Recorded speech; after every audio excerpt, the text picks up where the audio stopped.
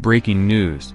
World War III avoided. Trump warns we would be at war with North Korea if not for me.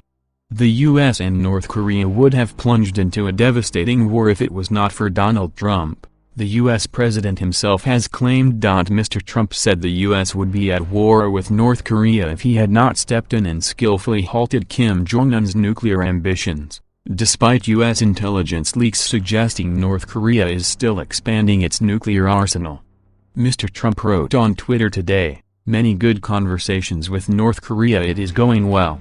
In the meantime, no rocket launches or nuclear testing in 8 months. All of Asia is thrilled.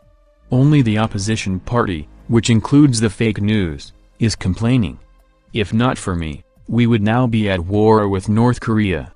Mr. Trump's self-professed peacekeeping comes despite reports emerging Kim Jong-un is still developing nuclear weapons as promised, after increased production in nuclear material was discovered across several sites in North Korea. Following the historic US-North Korea summit last month in Singapore, the US president declared that there was no nuclear threat from North Korea. But US intelligence assessments suggested North Korea had deceived Mr. Trump, after it was discovered he had been secretly increasing production of enriched uranium, prompting expert Gordon Chang warning the situation to be incontrovertible.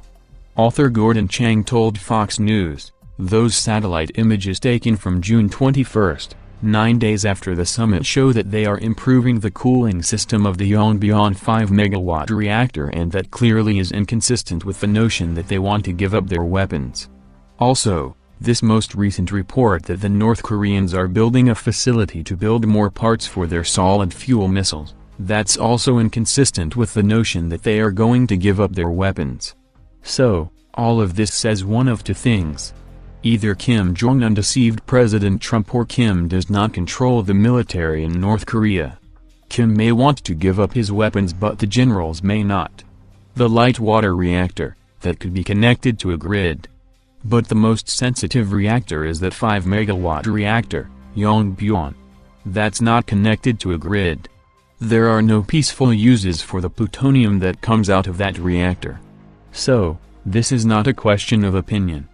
This is just where North Korea's program is, and they seem to be improving that plutonium reactor, and that's a very bad sign."